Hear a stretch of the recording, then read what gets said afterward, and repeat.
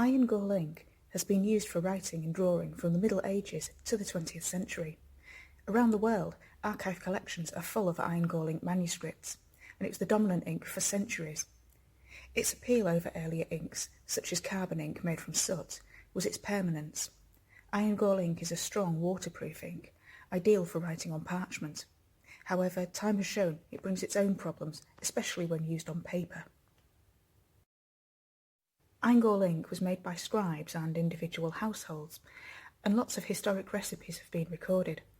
The main ingredients that provide the colour are a combination of tannic acid and ferrous sulfate, which I combined here to make a basic ink used in this video.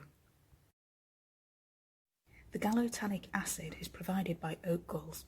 These hard woody galls are grown by trees in response to attack by parasitic wasps. Wasp larvae develop inside the gall, which the tree grows around the tiny invader. When ready to hatch, the wasp chews its way out. Although lots of plant sources contain tannins, which are also needed for the tanning of leather, oak galls are an especially concentrated source. To make ink, the galls are ground up and soaked, boiled or fermented in wine or water, or sometimes other liquids, to extract the tannins.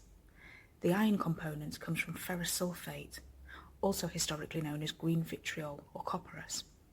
Together, these two ingredients form the dark ink colour.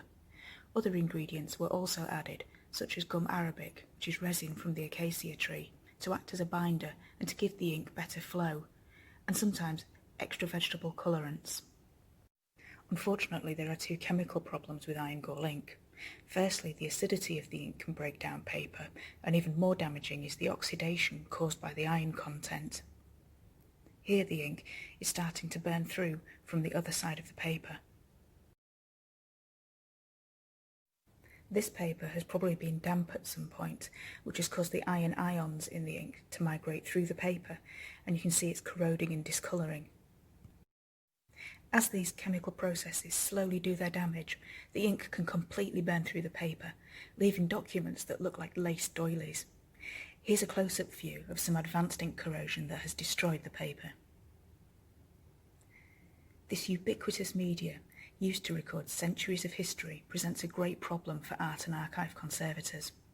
In 1898, the Vatican librarian first drew attention to the scale of the problem, and for decades conservators have been studying iron gall ink, looking to understand precisely how it corrodes and how the damage can best be stopped or even repaired.